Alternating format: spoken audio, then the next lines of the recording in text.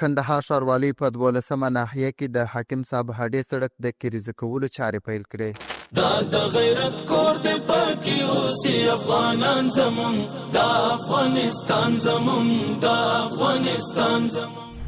دا سړک چې 1120 متره اوږدوالی او 11 متره پلنوالی لري د ښار د تګ راتګ د اسانتیاوو د زیاتولو او ښاري نظم د ټینګښت لپاره جوړیږي.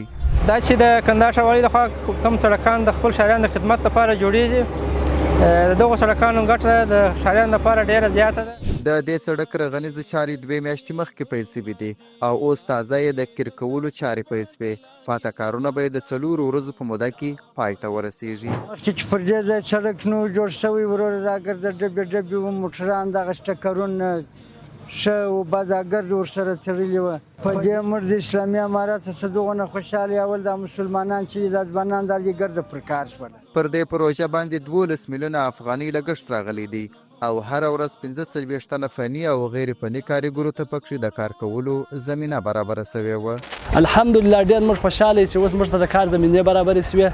مخکې وروره زموږ اقتصاد ډېر کمزوری و، اوس شکر دی چې کار زمینې موږ ته برابرې شوې. دا زمونږ پت زمونږ عزت نوم او نشان زمونږ، دا افغانستان زمونږ، دا افغانستان زمونږ.